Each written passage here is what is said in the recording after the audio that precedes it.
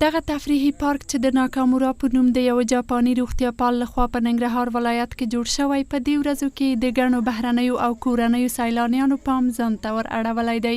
زړه راښکونکې هوا، سمسوره او په زړه پورې فضا او ډول ډول ګلان په ورځني ډول د کورنیو په ګډون سلګونه تنه دغه پارک ته په ورتلو هڅوي.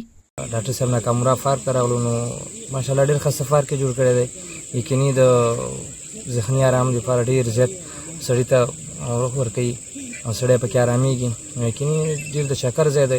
تقریبا د ننګرهار ښار نه دلته نیمه ګنټه یو ګنټه ټایم موږ واخیستو، دلته راغللو. چکر ته راغلو، بس ډېر ښایسته ځای دی، ښایسته هوا لري، ډېر شین ځای دی. بس میاشت کې یو ځل چکر ته راځو دلته او ډېر ښایسته ماحول دی، ښایسته ځای دی، هوا یې ډېر پاکه ده، ښه هوا ده.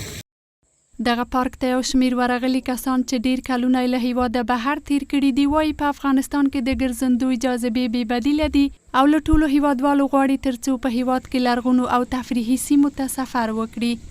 په دې پارک کې ډېره خواري شوې ده او ډېر زحمتونه پکې ګالل شوي دي او د سیلانیانو لپاره او د چکر لپاره جوړ او مناسب ځای ده. نو زه چې کله ایران کې وم دغه عکسونه ما کتل، د خلکو دا ویډیوګانې مې وکتل، نو ما به ارمان کولو چې اوس بېرته خپل وطن ته کله لاړ شم او دغه پارک ته یو ځل بیا چکر ووهم. په ورته وخت کې د ننګرهار ولایت د اطلاعاتو او فرهنګ ریاست د ګرځندوی آمر وايي په وروستیو ورځو کې د هوا په تودوخې او په ټول هیواد کې د امنیت تامین سره په دې ولایت کې هم د سیلانیانو حضور زیات شوی دی او دوی سیلانیانو ته د لا ډېرو اسانتیاو د برابرولو په هڅه کې دي. ننګرهار ولایت ته ډېر خارجي سیلانیان راځي چې د برطانیې نه راغلي وو او د فرانسې نه هم یو زنانه راغلې وه. خارج نه هم راځي او داخلي سیلانیان هم ننګرهار ته ډېر زیات راځي.